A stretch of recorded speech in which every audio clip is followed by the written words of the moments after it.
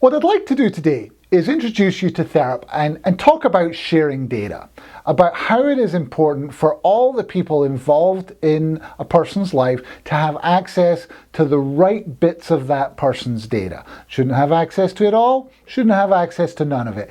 And how Therap can help you make sure that the right people see the right data at the right time. It's a process I like to call secure transparency. We have numbers of other resources which you can look at. If you want to learn how a specific module works, let's say you want to provide community-supported employment and you'd like to learn about our module that does that, we've got some great training and other materials. Please go and look those up on our website. Today, I'm just going to try and give you a bit of an overview to see how the whole process works and learn about our approach towards sharing data. Therap is a secure web-based system designed specifically for recording data about folks with intellectual disabilities. We work with providers in almost every state in the country, as well as a number of other places. One of the many things that makes Therap unique is our ability to share data about a particular individual across multiple providers and even states and counties who are supporting that person. We've actually received a number of patents based upon this secure sharing of data amongst multiple agencies. I like showing this slide when I go and do presentations. Some people look at it and get really confused and there's just too much going on there. Other people, I've seen people spend a long time following trails through it and seeing where they fit in. And it really does show a couple of things. One of those is there is an awful lot going on in the background as we support somebody with intellectual disabilities. There's a lot of people involved. There's a lot of data involved. There's a lot of processes involved. And in order to keep those together, you've got to have a lot of systems talking to each other. And in particular, you need to have a system that understands the process and can control and monitor and share that process. There's a lot of talk going on at the moment about health information exchanges and interoperability and sharing data properly. And sometimes what people ask for is this magic black box. They think that they've got lots of different people using lots of different systems, and if only there was a black box in the middle, everybody could send their data to it and the black box would spit out that data just the way everybody else needs it. And in fact, if you go and look at a lot of the websites for health information exchanges around the country, that's pretty much how they describe themselves. Sometimes though, it's not just that simple. Let's say you've got a system that tracks seizures and it records seizures in whatever way you decided you wanted your system to do it. And I've got a system that records seizures in the way that I decided that I wanted to do it. It's really difficult to equate those two to see if that is actually the same data that those systems are recording. I think what happens sometimes is people have got used to going to the doctor. And when they go to the doctor, very often that doctor can pull up x-rays, they can pull up reports from other doctors, and there's an awful lot of interoperability going on there. I think, in my experience, what's happening most of the time there is that practice that you're going to is actually part of a bigger system. Perhaps it's related to a large local teaching hospital. And in that case, what's happening there is everybody is actually using the same system. And then when you've got everybody using that same system, then you can do some really clever stuff with sharing data because everybody's using data that is styled the same way. That's sort of the approach that we can take. When we can get large groups of communities using Therap, we help them to share data in very finely tuned ways because we can understand how that data is working and we understand how the process flows work in intellectual disabilities so that folks get the right data at the right time. I'm often asked when Therap is working in a multi-provider situation. So again, if you think of a traditional model, perhaps somebody has a day provider, a residential provider, and maybe a case management provider, or the state is providing case management.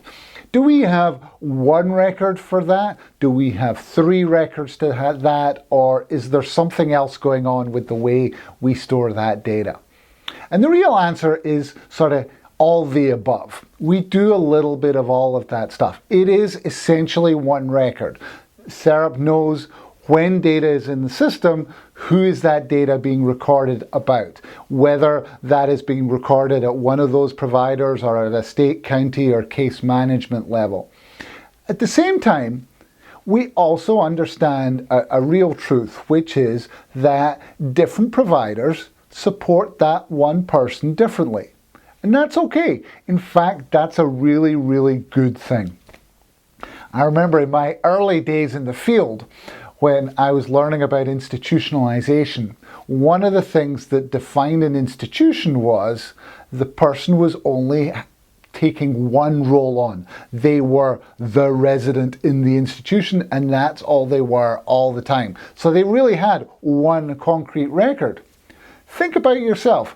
You may in fact be called something different when you're at work and when you're at home. Maybe you get called Bill at home and William at work. Maybe you get called all sorts of other things.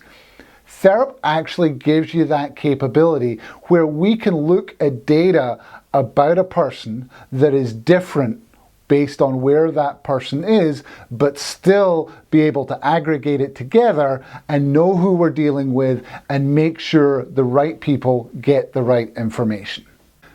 At the core of what we do in our unified system is a budget and a plan that work together in order to build a set of services for the individual and then authorize a group of providers to provide those services.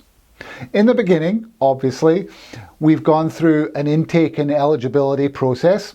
Sometimes that process is done in Therap, sometimes it's done in other systems and communicated to Therap.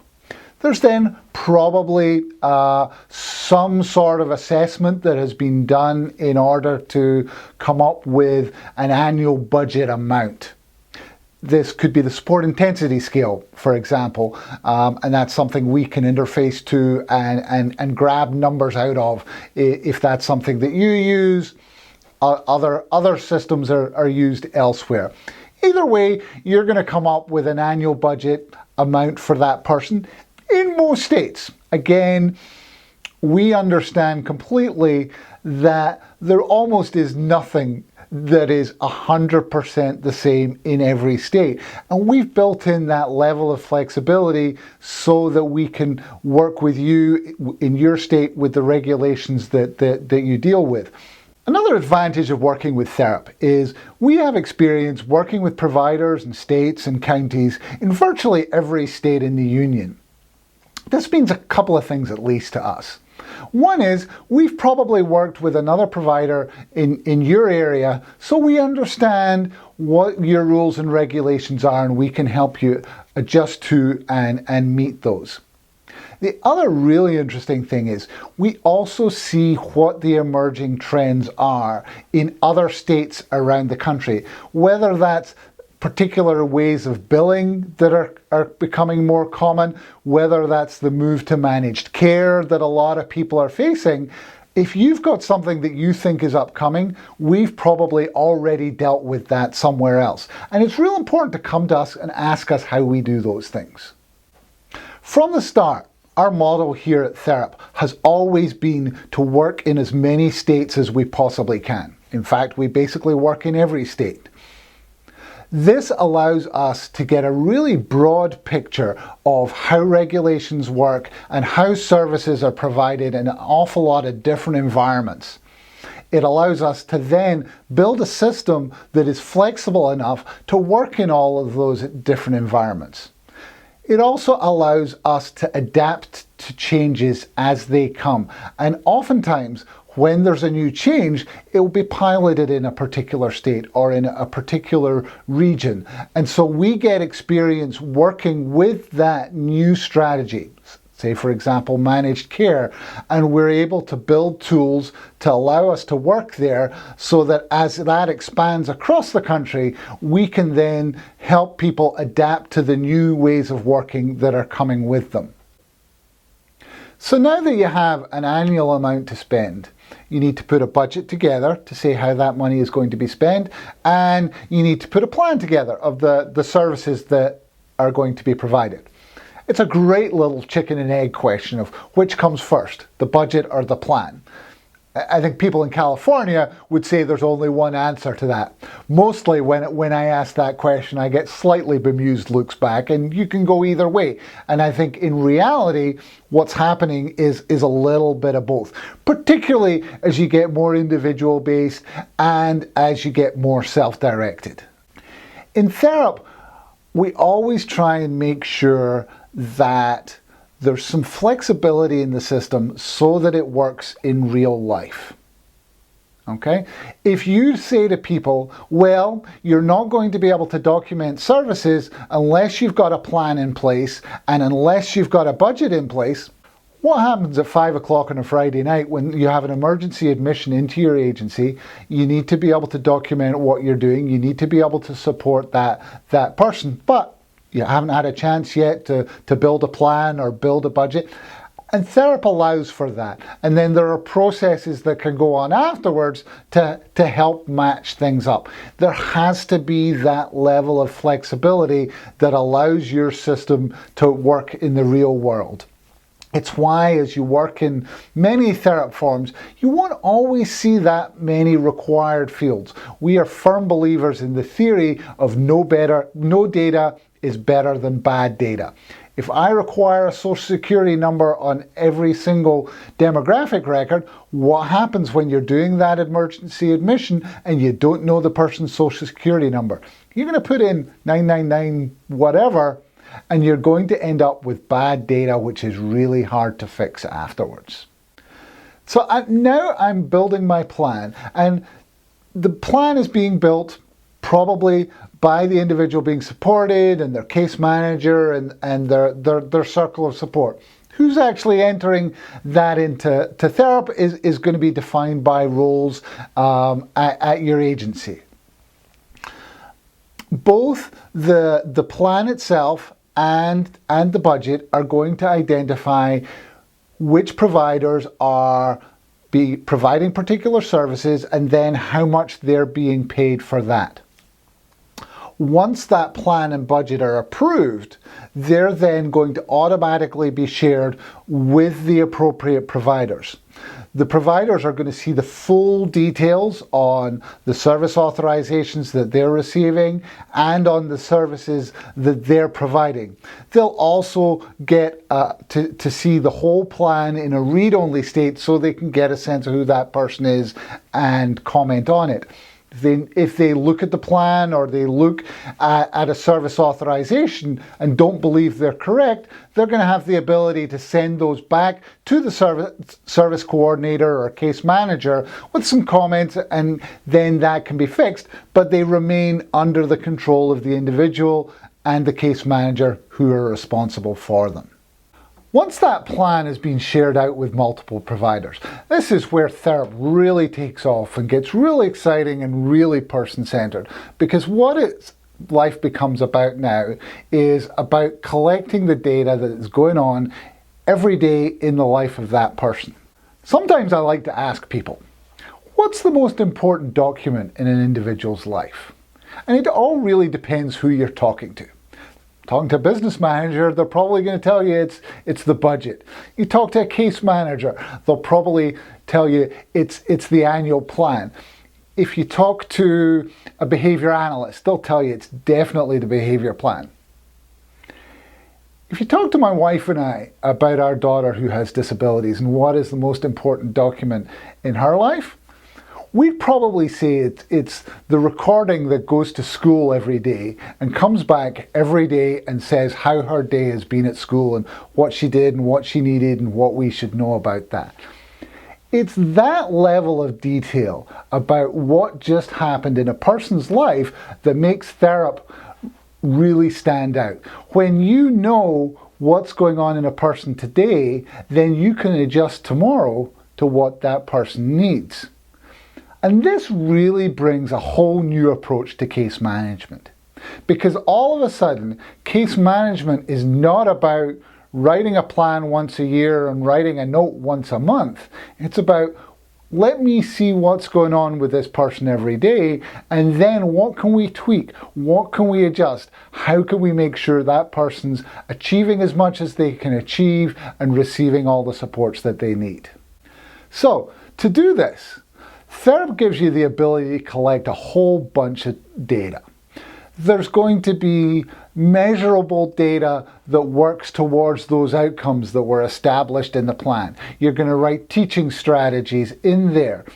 How you write those teaching strategies is really up to you. We offer an awful lot of flexibility, but at the same time, as an agency, if you've got a particular manner that you like to teach in, then you can build your own library of teaching strategies so that your staff know exactly how it is that you want to provide a particular service, and you're collecting exactly the data that you need in order to measure data towards that outcome.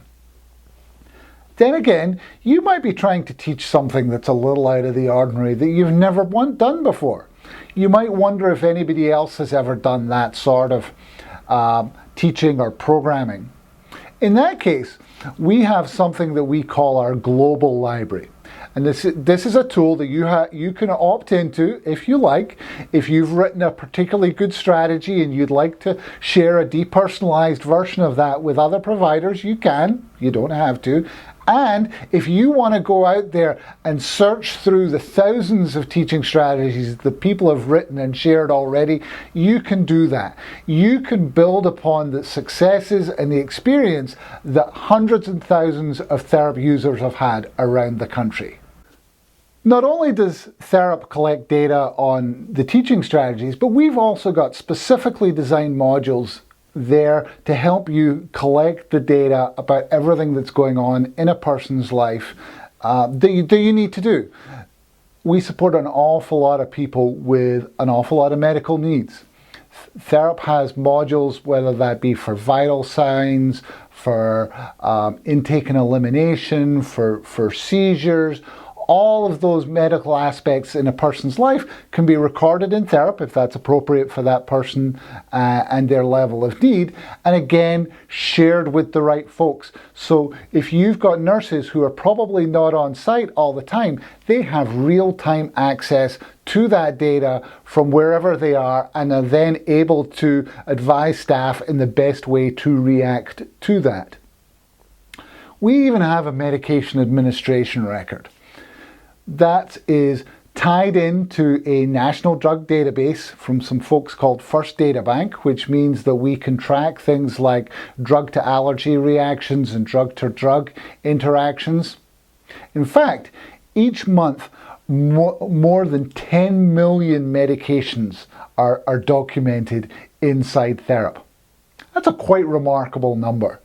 That means that nurses and other staff throughout the country are relying on Therap for really, really critical data, and it is getting used in real time by direct support professionals all across the country. To me, that statistic really answers the question, which is probably the one we get asked most often of, yeah, you know what, that looks and sounds really, really good, but I don't think my staff could do it. We have quite literally hundreds of thousands of direct support and other staff around the country who have been using Therap on a daily basis. You can do this and your staff can do this, and we've proved that. In fact, the MAR is a really good example of why Therap's approach to documentation really works well in today's world. None of our staff have enough time to do their job, particularly our nurses. So you don't want your nurses wasting time driving around just to review documentation, just to sign off on a Cardex or add a new medication or check a new medication that other staff have been adding to a Cardex. The way Therap's MAR works is when a new medication is added, the nurse can get a text message instantaneously. That MAR will be frozen so nobody can do anything to it, but then the nurse can log into Therap wherever she is, review what changes have been made, either update them, correct them, whatever needs to be done, and then approve that MAR on the spot. So changes can be made in real time. There's no delay to new medication regimes getting implemented, and you've not wasted time on behalf of that nurse unnecessarily having to drive to somewhere where she didn't need to be doing. So she can spend her time actually in front of the folks that she supports, assessing and providing care. And that same approach goes to almost all the data in Therap. We can get it there in front of the people that it needs to be in front of when they need it. It's actually a really interesting thing. If you ever come to one of our conferences, you'll notice when you go to the more medical sessions, all the nurses are there.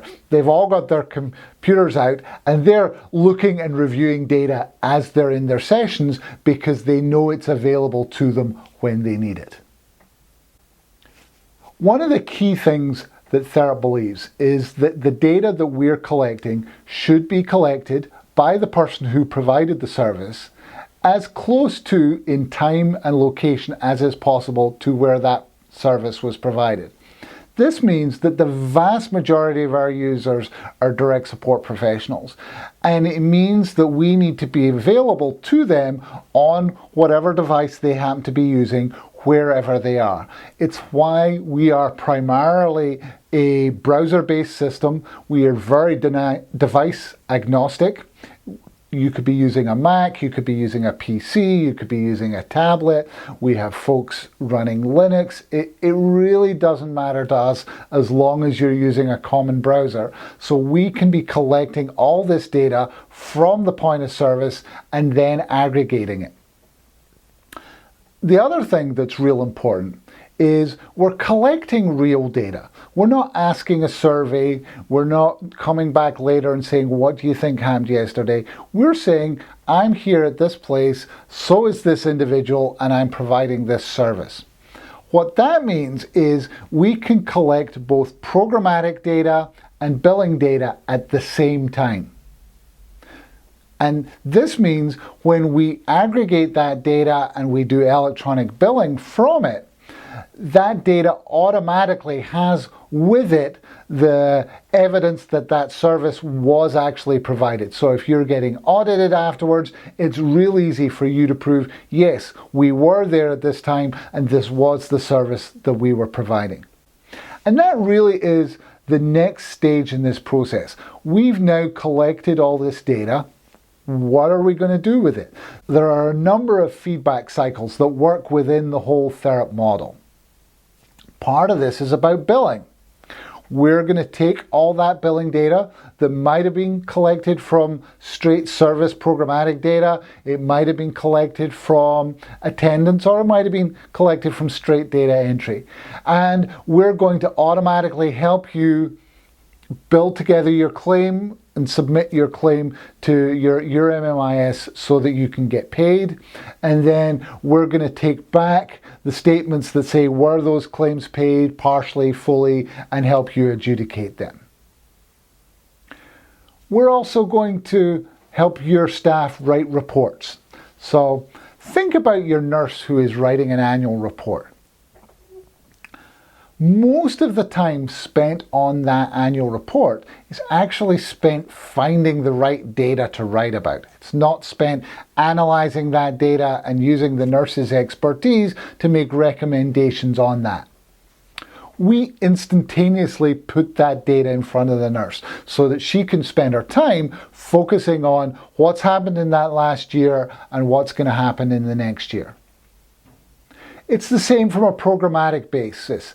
If you've got a Q or a house manager or somebody else who's writing a programmatic report about how this person is doing learning skills and meeting outcomes, Again, you're not going to have to get your calculator out to work out percentages and compare them to baselines or any of that. That's all automatically done within the system, so we can present that to your staff who can then write their analysis, and all of those reports obviously can be shared with that whole circle of support wherever they may be at that time. People using Therap across the country are now sharing their data more and more with families, with self-advocates, and with other folks who need access to that. I always find it interesting when I first bring this topic up with an agency, and I'll say to them, well, you know what will happen in a few months once you started using Therap is you're going to give access to the families of the people you support. And I often will get a very, very strange look from the people sitting around the table. And I'm pretty sure I know what's going on inside their head. They have a vision in their head of a particular parent who they are dreading sharing data with them. And I'll point this out to them. I'll say, I'll bet you all have a vision of somebody and you don't want to share data with them because you think that's going to be a problem. You think they are the problem parent. Well, let me tell you something. I strongly believe that that's exactly the parent that you want to be sharing data with. And I have a theory for why that is. When you have active and engaged parents and other family members and other team members involved in a person's life, they end up having lots and lots and lots of small questions about what's going on in that person's life. They want to know, it was chilly yesterday. Did they remember to take a jacket? There was a dental appointment yesterday. How did that go? They weren't feeling quite so well, had a bit of a sniffle a couple of days ago. Has that gone away? Has it got worse? And at the moment, the only way for them to get answers to those perfectly reasonable questions is to call up one of your staff and ask them. And then your staff's not quite sure whether they should give the answer or not, or whether that's appropriate, and they're getting distracted from trying to do their job, and eventually everybody ends up getting irritated with each other. The problems in general aren't the big issues. The big issues, they get dealt with because everybody has to get together and deal with them. The problem is all those little things. So, if you can use Therap and you can set up a profile for that parent so they only see their own kids' data and they only see the data that you've agreed on, then all that data is shared automatically. All they need to do to get the answers to all those little questions is log on to Therap a couple of times a day and the information will be right there, and everybody's annoyance level is going to go down. And we have received numerous stories about parents and agencies whose the relationship between them has improved dramatically since that agency started sharing that data on Therap. Not only that, but we've also had occasions where the agency was struggling with a particular issue with that person, just didn't quite know how to address it properly, and because the family member or somebody else read about it, they were able to say, oh, that's really easy. We solved that problem a long time ago. Here's what you need to do. And again, it's where that secure transparency can really work to benefit everybody in that person's life. Thanks for spending some time with us and watching this video. I hope you found it useful and instructive. I'd love to hear any feedback that you have. You can contact us via our website at www.therapservices.net.